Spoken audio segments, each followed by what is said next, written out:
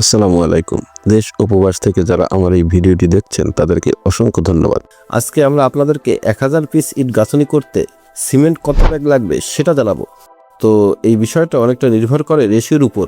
Ratio বলতে cement বালির মিশ্রণের উপর, মানে এক বস্তা সিমেন্টের সাথে কত বস্তা বালি মিশিয়ে তারপর গাঁথনিটা করা হচ্ছে তার উপর। যেমন ধরুন, আপনি যদি 1:4 এই রেশিওতে গাঁথনি করান, 1:4 বলতে এক বস্তা সিমেন্টের সাথে যদি 4 বস্তা বালি মিশিয়ে গাঁথনি করা হয়, তাহলে এক বস্তা সিমেন্ট দিয়ে গাঁথনি করা যায় হচ্ছে 200 পিস ইটের মতো গাঁথনি করা যায় যদি 5 ইঞ্চি গাঁথনি করা হয়। কিন্তু যদি 1:5 এই রেশিওতে গাঁথনি করা হয়, তাহলে মোটামুটি এক বস্তা সিমেন্ট দিয়ে 250 পিস ইটের মতো গাঁথনি করা যায়। তাহলে 1:4 এই রেশিওতে গাঁথনি করলে যদি এক বস্তা সিমেন্ট দিয়ে 200 পিস ইটের মতো গাঁথনি করা যায়, তাহলে 1000 পিস ইট গাঁথনি করতে হলে এখানে সিমেন্ট লাগবে হচ্ছে 1000 ব্যাগ 200 5 ব্যাগ লাগবে হচ্ছে সিমেন্ট 1:4 এই রেশিওতে গাঁথনি করলে। আর যদি 1:5 এই রেশিওতে গাঁথনি করা হয়, তাহলে আপনার 1000 পিস ইট গাঁথনি করতে 4 ব্যাগ সিমেন্টেই হয়ে যাবে। যেহেতু 1:5 এই রেশিওতে গাঁথনি করলে এক বস্তা সিমেন্ট দিয়ে 250 পিস ইটের মতো গাঁথনি করা যায়। এই রেশিও নিয়ে একটি কথা, সেটা হচ্ছে যে অনেকেই মনে করেন যে সিমেন্ট বেশি দিলেই বুঝি গাঁথনি মজবুত হয়, কিন্তু যদি 1:5 এই রেশিওতে গাঁথনি করে কিউরিং ঠিকমতো করা হয়, তাহলেও কিন্তু গাঁথনি মজবুত হবে। তা একটা গাঁথনি মজবুত করার জন্য গাঁথনিতে কিউরিং ঠিকমতো করা অতি গুরুত্বপূর্ণ, এটা আপনারা খেয়াল রাখবেন।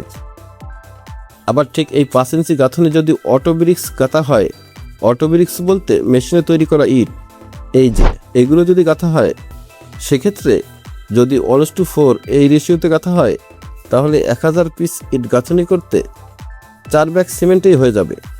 এর কারণ হলো যে এই অটো ব্রিক্সগুলোর শেপটা বেশ ভালো, এজন্য মশলাটা একটু কম লাগে। তো এই গেল 5 ইঞ্চি ইটের গাঁথনি। এবার আমরা 10 ইঞ্চি গাঁথনির হিসাবটা করব। এই 10 ইঞ্চি গাঁথনির রেশিও হচ্ছে 1:5 বা 1:6 এই রেশিওতে গাঁথনি করতে হয়।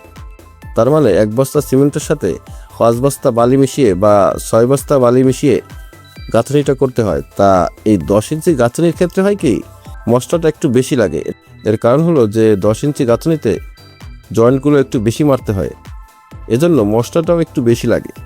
তা এই 10 ইঞ্চি গাঁথনি করলে যদি 1:5 এই রেশিওতে গাঁথনি করা হয়, তাহলে মোটামুটি এক বস্তা সিমেন্ট দিয়ে 240 পিসের মতো ইট গাঁথনি করা যায়। তাহলে 1000 পিস ইট গাঁথনি করতে হলে যদি গাঁথনি 10 ইঞ্চি হয়, তাহলে 4.5 ব্যাগের মতো সিমেন্ট লাগবে। তাহলে 5 ইঞ্চি গাঁথনি যদি 1:4 এই রেশিওতে গাঁথনি করা হয়, তাহলে 1000 পিস ইট গাঁথনি করতে হলে 5 ব্যাগ সিমেন্ট লাগবে।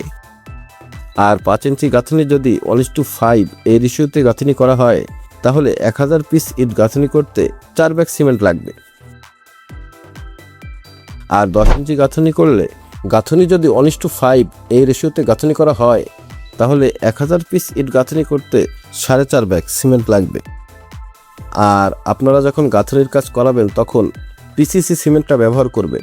পিসিসি সিমেন্ট বলতে পোর্টল্যান্ড কম্পোজিট সিমেন্ট, মানে সাধারণত সিমেন্ট দুই প্রকার হয়ে থাকে। একটা হচ্ছে ওপিসি, অর্ডিনারি পোর্টল্যান্ড সিমেন্ট, আর আরেকটা হচ্ছে পিসিসি, পোর্টল্যান্ড কম্পোজিট সিমেন্ট। তা আপনারা গাঁথনিতে পিসিসি সিমেন্টটা ব্যবহার করবেন। এই পিসিসি সিমেন্টে একটু ক্লিংকার কম দেয়া থাকে, এজন্য গাঁথনিতে ব্যবহার করা হয়। আর ওপিসি যেটা, সেটা ঢালাইয়ের কাজে বেশি ব্যবহার করা হয়। এখন কথা হচ্ছে যে ওপিসি সিমেন্ট দিয়ে গাঁথনি করলে কি হয়। ওপিসি সিমেন্ট দিয়ে গাঁথনি করলে কোনো সমস্যা নেই, তবে ওপিসি সিমেন্টে ক্লিংকারের পরিমাণটা একটু বেশি থাকার কারণে দ্রুত জমাট বাঁধে। তো গাঁথনি করার পরে যদি পর্যাপ্ত কিউরিং না করা হয়, সেক্ষেত্রে গাঁথনি ফেটে যাওয়ার একটা সম্ভাবনা থাকে। এজন্য গাঁথনিতে পিসিসি সিমেন্ট ব্যবহার করা হয়। আবার ওপিসি সিমেন্টের তুলনায় পিসিসি সিমেন্টের দাম একটু কম থাকে। তো এতক্ষণ কষ্ট করে ভিডিওটি দেখার জন্য ধন্যবাদ। আসসালামু আলাইকুম।